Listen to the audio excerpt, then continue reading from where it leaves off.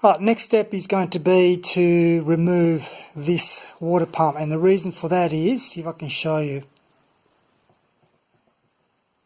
probably can't really see it from that angle.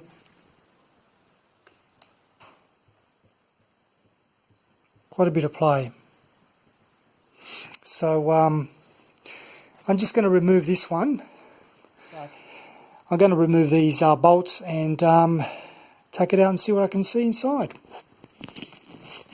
So the bolts that I've got to take out are all the ones that basically follow around the water pump assembly. So need to have a look at that. Here we go, some more down here. Okay, I'll take the fan off first. The fan was quite easy. I just used the rattle gun, undo the nut, and then the actual fan comes out. So I've just removed this pulley here. You can see it's held in by a dowel pin on there. All I did was I just used the hammer and just tapped it out. That now gives me access to all the bolts around the pump.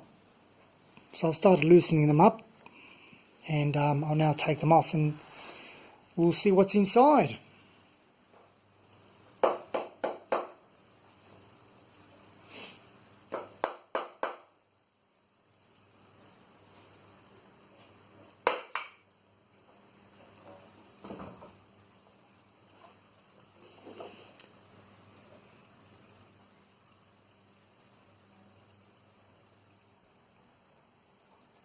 I was expecting to see a lot more corrosion in here, but this is actually quite good.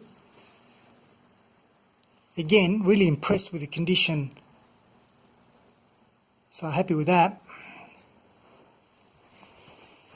And all I've got to do now is just verify that that can still be used. When I mentioned this bolt here, this one here, which goes through here all the way through, and it actually peeps out of where I actually put the head stud or the head bolt in.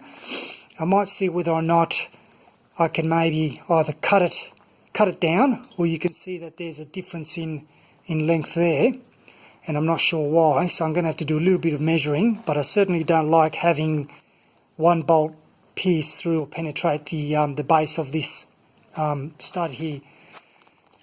Right, so I've cleaned up the mating surfaces here. Still got to degrease it, but at least all the gasket's gone. I've run my thread chaser through the larger ones.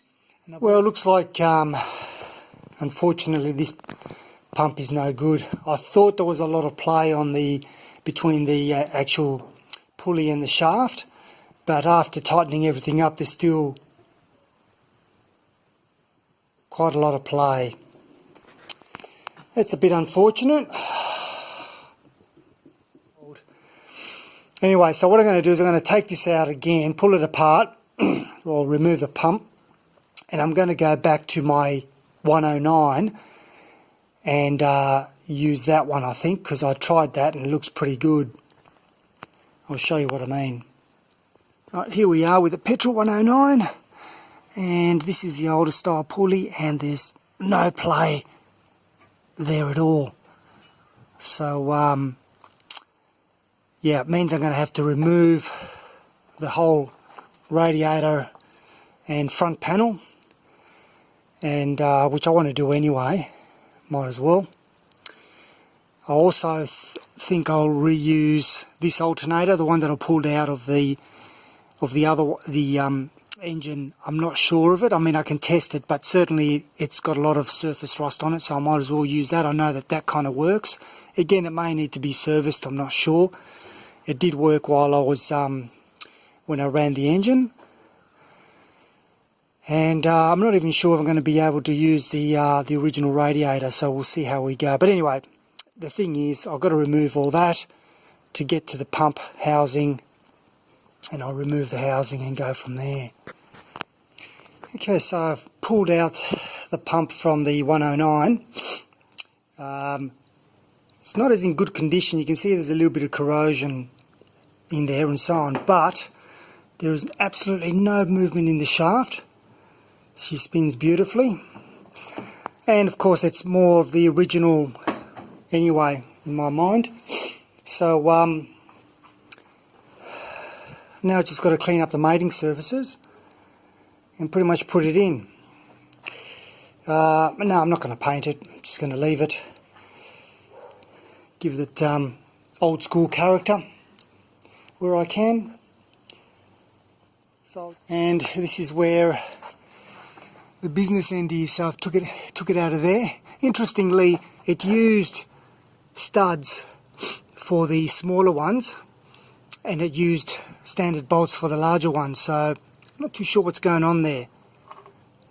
These two here belong in here, and good thing about it was when I assembled this initially, I used copper slip as well, I think, because it's got copper slip remnants, and none of these bolts are actually seized. They came out beautifully. But I'm not too happy with the overall condition of the poor original radiator. You can see it's quite damaged.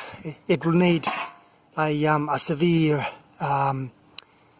reco, but I think what I'll end up doing is just buying another radiator. Right, so I managed to get a gasket and just greased it on each side, but now she sits beautifully, no play whatsoever. That's fantastic, really happy with that. Much happier now. Unfortunately, the other one, what I might do with the other one is you can get the bearing as a separate item and press those in, so I might just do that anyway to have a spare. I've already checked the spare diesel motor, and the internals of the pump are completely rusted out, so it's no good there anyway. So what I'll do is now I'll continue assembling that. There's a few more bits and pieces to put in, and old school fan. So yeah, almost there. So I'm happy with that. Eventually, like I said, I don't know if I mentioned it in the past, but I will be wanting to, I'm going to be removing the fan itself and putting an electric unit, I think, just so it frees up the motor a bit more. And I think with modern technology, you can have, you know, the fan trigger when it needs to, as opposed to this running all the time and relying on the thermostat. So anyway, that's good. I know some of you might think, oh, I should have painted it black and all that, but you know what? I'm quite happy with the way it's going. I can't, complain about where things have gone so far with this motor. It's been great. So I think I'll leave the water pump like that for the moment. Continue with it when I put it into the engine, into the chassis, and connect up the radiator. But yeah, aside from that, super happy with it. Remember the bolt I was talking about here being too long and going through into the same thread that the head bolt goes in? Well, I tried a similar bolt size to the other ones, and that was too short. So the only thing I could do really is to put in a little, basically like a bit of a spacer there. So that was enough to allow for the thread to go through, have a good perch, but not stick out the other side. So yeah, happy with that now. All looking good.